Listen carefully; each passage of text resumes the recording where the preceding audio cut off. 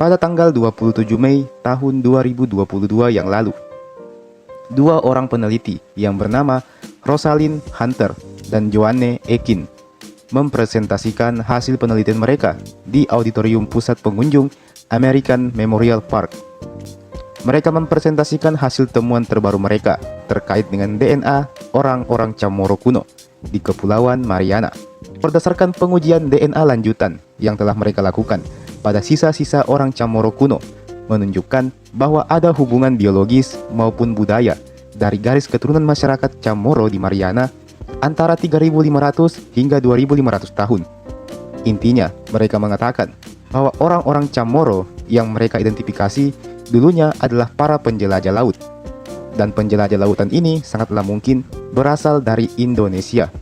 Bahwa garis keturunan orang-orang di Mariana ini berasal dari masyarakat Saman Holosen di wilayah Indonesia bagian timur. Dan besar kemungkinan wilayah timur yang dimaksud adalah Sulawesi. Jika kita mengira-ngira dan mempertimbangkan jejak toponim maupun bentuk rumah adatnya, maka besar kemungkinan Sulawesi yang dimaksudkan di sini ada di Sulawesi Tengah hingga ke wilayah Luwu Timur, Sulawesi Selatan. Lalu, di sekitar Luwu Timur hingga ke wilayah Morowali di Sulawesi Tengah tersebar pula kelompok yang bernama suku Mori. Kelompok etnik ini cukup besar di Sulawesi Tengah. Sementara itu, mereka juga bisa jadi berasal dari Sulawesi Tengah.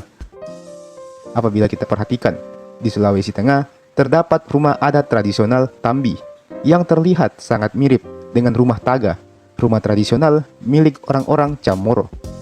Dan juga, orang Chamorro kuno ini memiliki peninggalan megalitikum yang mirip dengan yang ada di Lembah Bada, Sulawesi Tengah.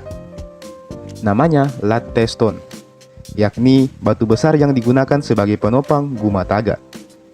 Jika kita perhatikan, bebatuan kuno ini tampak sangat mirip dengan patung Palindo yang ada di Poso, Sulawesi Tengah.